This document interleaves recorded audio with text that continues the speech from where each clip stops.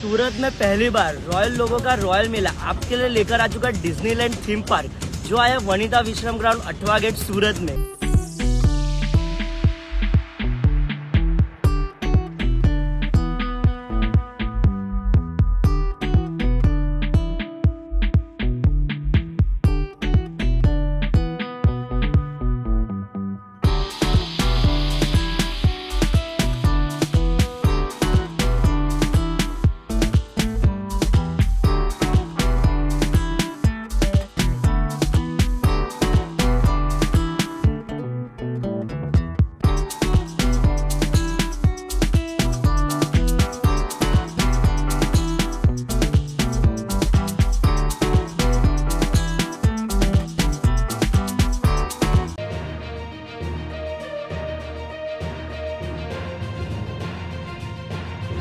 સુરત લોકસભા બેઠક પરથી નાટકીય રીતે પોતાનું ફોર્મ રદ થાય તેવી ગોઠવણ કરવાના કોંગ્રેસના ઉમેદવાર નિલેશ કુંભાણી પર આરોપ લાગી રહ્યા છે।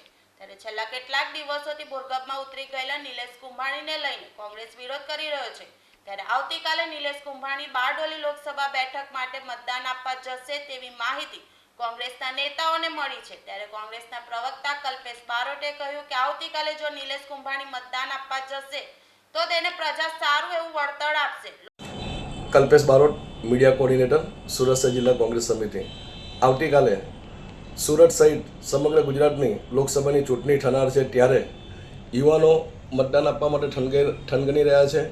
ખાસ કરીને સુરત કોંગ્રેસમાંથી જ્યારે કોંગ્રેસ પક્ષે નિલેશ કુંભાણીને ટિકિટ આપ્યું ત્યારે નિલેશ કુંભાણી ભારતીય જનતા પાર્ટીના એજન્ટ બની ભાજપ સાથે સોદાબાજી કરી ફરાર થઈ ગયેલ છે। પરંતુ જ્યારે આવતીકાલે બારડોલી લોકસભા ખાતે તેઓનું મતદાન હોય ત્યાં તેઓ મતદાન કરવા જવાના હોય એમને માહિતી મળેલ છે। ત્યારે ભાઈ નિલેશ કુંભાણી તારામાં જેટલી તાકાત હોય જેટલું રક્ષણ લેવું એટલું લઈ લે।